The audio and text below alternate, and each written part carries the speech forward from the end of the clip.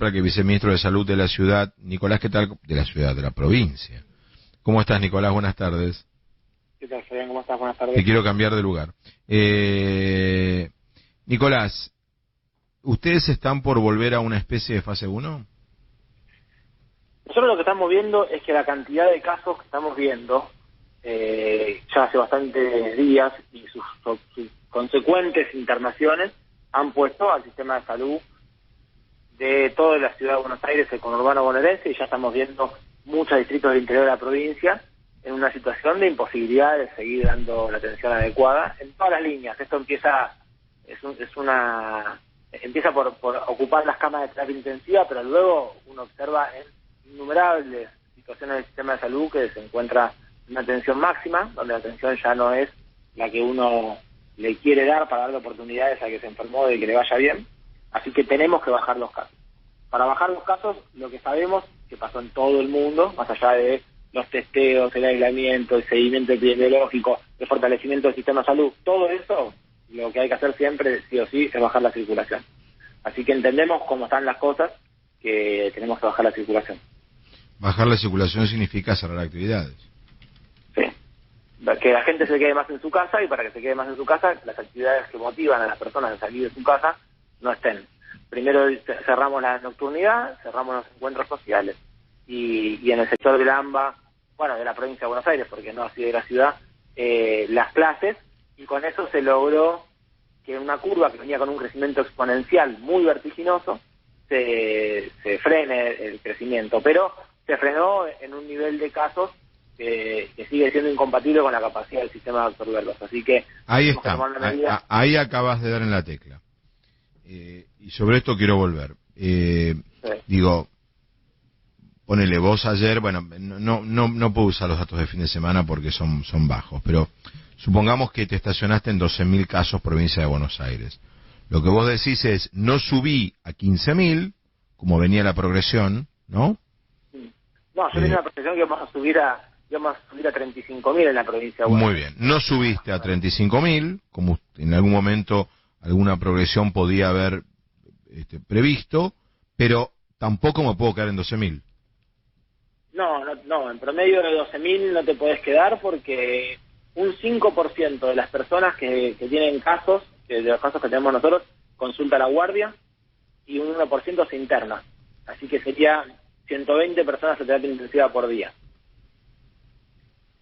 ¿Por 14 días multiplico? 14 a 21, sí. Por 20 lo hago, por 15. Sí. Te da 1.800 personas en 15 días nuevas. Sí, no 1.800, Fabi. No hay manera que aguante el sistema, ni este ni ninguno. Claro, y en ningún país del mundo se logra combatir esta pandemia cuando tiene estas olas, estas características, esta dinámica, lo que nosotros venimos advirtiendo hace ya mucho tiempo, pero logra correr solamente con incrementar camas. Abrimos 250 camas nuevas, ya vamos una triplicación del sistema de salud, que arrancamos en 880 del sector público, estamos arriba de las 2.500, pero por más que uno haga esto y el trabajo enorme de todo el equipo, más allá de las incorporaciones, de todo lo que hemos capacitado, en ningún país del mundo se corre a la pandemia de esta manera. En todos lados hay que hacer una restricción para bajar los casos. Cuando bajan, empezamos de vuelta a ver cómo se maneja. ¿Esas restricciones significarían cerrar comercios, cerrar bares, cerrar restaurantes? Sí, yo la verdad que insisto con el problema que después termina sucediendo en lo comunicacional, es que cuando uno se fija en una medida, se discute la medida.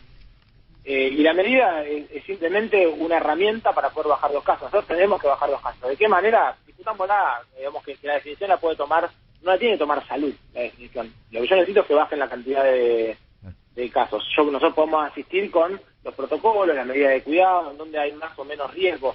Lo que necesitamos es bajar la circulación. Podemos llegar a ayudar en contribuir cuánto de cada una de las ramas afecta en cantidad de circulación o en peligro de contagio. Hasta ahí podemos llegar nosotros. Me parece que es una decisión de toda la sociedad entender que si cerramos un comercio, una actividad recreativa, una salida a pasear, todas esas cosas que uno dice que piensa que es inofensiva, no hay nada que sea inofensivo, no hay ninguna cosa que uno pueda hacer que sea garantía de que no se va a contagiar.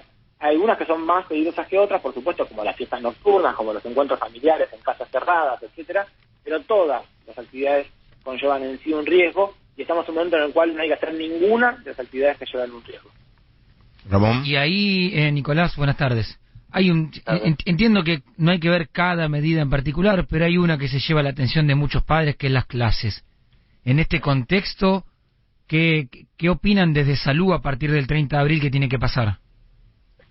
Bueno, también hay que verlo en contexto de todo lo demás. Hay algunos países, muy pocos países, pero hay algunos que han decidido cerrar todo en las clases. Sí.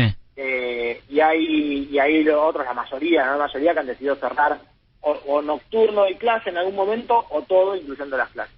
Cuando estás en un momento en el cual tenemos, en la ciudad de Buenos Aires, ahora si yo no me equivoco, estamos en 1.350 casos cada 100.000 habitantes, y en la provincia en 970 o 980 casos cada 100.000 habitantes. En esos estándares estamos 5 veces o 6 veces arriba que el estándar en el cual en Nueva York o en Alemania se decide cerrar todas las actividades, incluyendo las clases. Me parece que tenemos que tomar un esfuerzo, y además hay indicadores interesantes. Con las medidas que se tomaron se frenó la curva de ascenso, es decir, que más medidas pueden hacer que baje rápidamente los casos. Y eso es muy, muy importante. Si actuamos mal, a medias, sin convicción, con diferencias, discusiones, debates sobre pequeñas cositas, y sin ejecución y sin control de que eso se ejecute bien, las medidas que vamos a tomar van a ser insuficientes, se van a tener que prolongar más en el tiempo, la población las va a ver como que hizo un esfuerzo que no sirvió, que yo hago un esfuerzo pero mi vecino no lo hace, entonces ¿para qué voy a hacer yo si mi vecino no lo hace? En cambio, si lo hacemos todos juntos, si nos concentramos en eso, no en que para unos sectores perjudicados, todos pongamos un esfuerzo más para bajar los casos, puede ser más corto en el tiempo, volver de a poco a las actividades, mientras tanto seguimos vacunando. No sé si vieron, ayer circuló un informe muy importante de la Sociedad Argentina de Terapia Intensiva, que es coincidente con la investigación que estamos haciendo en la provincia nosotros, pero lo que mostraban los terapistas de las principales clínicas y sanatorios más grandes de la ciudad y del conurbano, mostraban que el 95% de los que están en terapia intensiva no estaban vacunados, que solo el 5% estaba, y casi todos con una sola dosis. Sí, lo vi. Y eso quiere decir que tenemos que cuidarnos un poco más, nos vacunamos, y esto cambia. Y los que no están vacunados es porque son la población de más jóvenes, que aún no les llegó el turno de vacunación, porque si no los adultos mayores ya estarían en terapia intensiva. No están porque están vacunados. Si nos cuidamos un poco más, también salvamos a esta gente. Eso lo tenemos que hacer ahora. Nicolás, perdón, Fabián. No, te quiero preguntar porque Goyán hoy tuvo una declaración sobre el fútbol. Bernie también tuvo, por allí salió con Novarecio en nuestra radio, aquí en Radio La Red, ¿no? ¿Cuál es tu posición? Porque yo sé que a veces es halagador para alguno que pueda decir, pero ¿cómo puede ser que no haya escuela, que no haya clases, o que no querían cortar las clases y que haya fútbol? Digo, me parece que habría que saber los protocolos del fútbol. El fútbol no tiene circulación, si van a un hotel es una habitación por persona, no van a comedores, es al aire libre, no hay gente que vaya a ver, no está habilitado para que vaya mucha gente.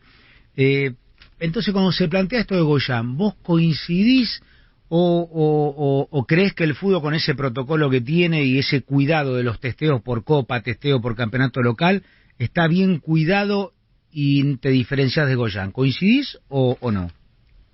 Bueno, yo lo que pienso es que lo más importante cuando uno tiene que hablar de qué vamos a hacer, yo insisto, estoy diciendo siempre lo mismo, que es cuánto aporta a la circulación lo que estamos haciendo. Eso es la primera de las razones. Entonces uno puede decir, ¿por qué hay fútbol y no hay clases? Uh-huh. Bueno, porque las clases tienen un componente sobre el contagio colectivo muy distinto que una actividad tan elitista y pequeña como una situación de un partido de fútbol profesional.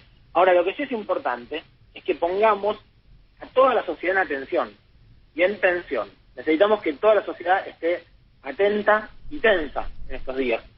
¿Por qué digo lo de tenso?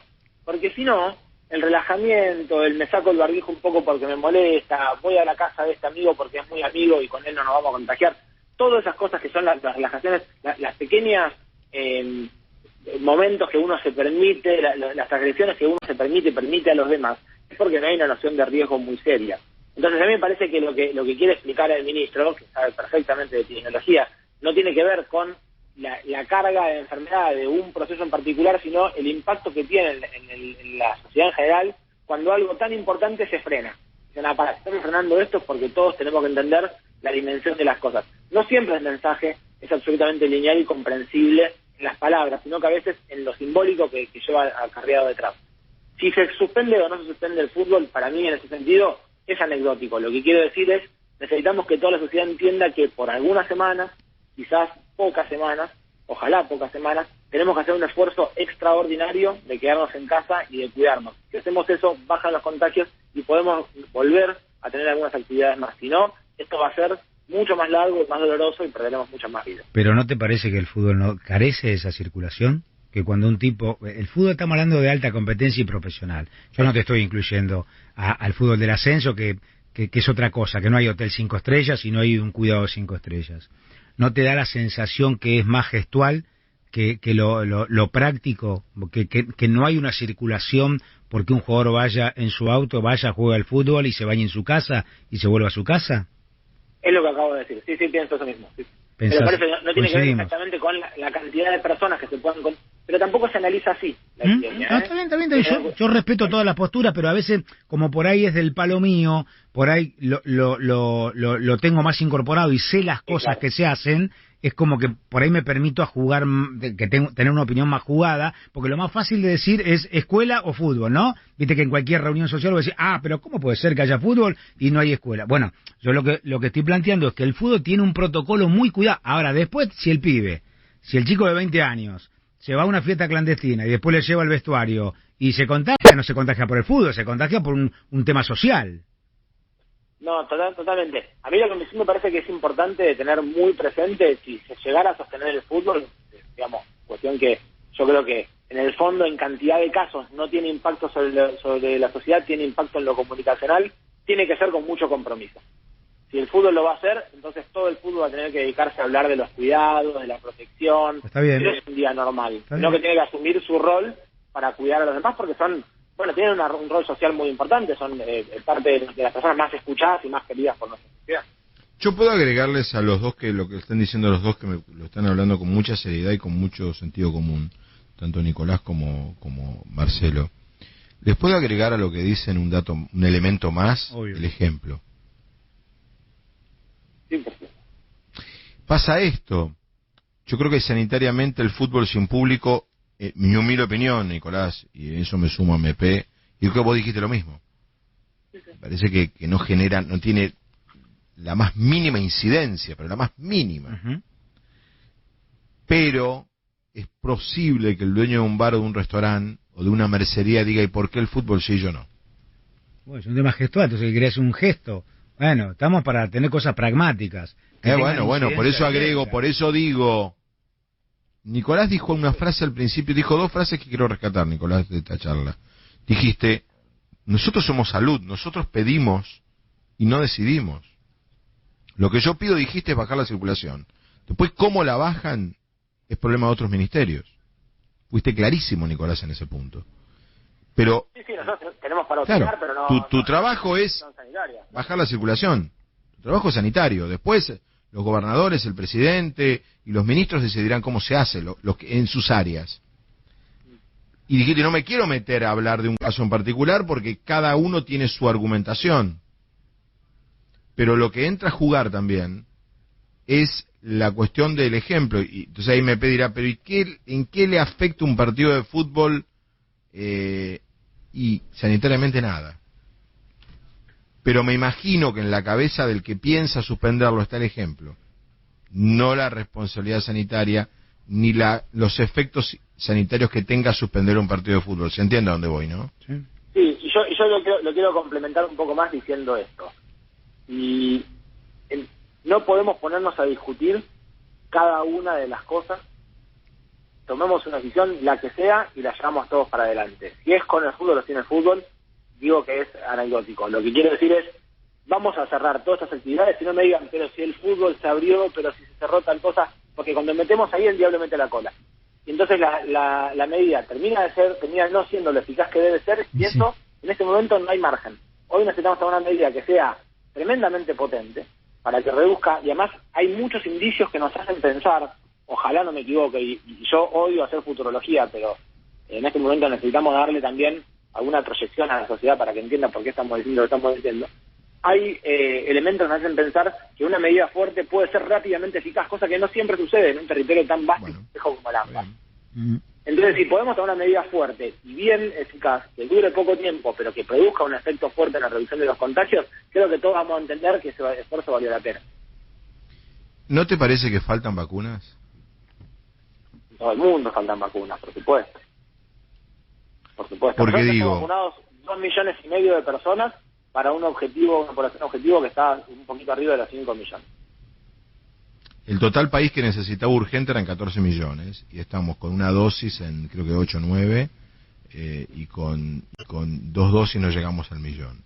Antes que vos salieras al aire hablé muy mal de Angela Merkel. Digo, para que no pienses que hago esta pregunta solo a vos. Si tuviera al aire al ministro de Salud de Alemania le diría lo mismo. Hay un atraso en las vacunas que en algunos países está generando un problema muy serio. Porque vamos a ser honestos también, Nicolás, de esto se sale con vacunas. Sí, totalmente. En todo el mundo hay un atraso a las vacunas muy serio. Los países que han marcado una diferencia han sido Inglaterra, Gran Bretaña, Israel y secundariamente Estados Unidos, que son probablemente las potencias económicas y militares más importantes del mundo.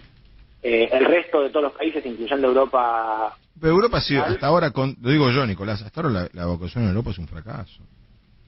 Sí. Es baja. No, pero yo no le podría echar la culpa, digamos, es un bien escaso que quiero decir, ni los países más poderosos del mundo han logrado... Eso.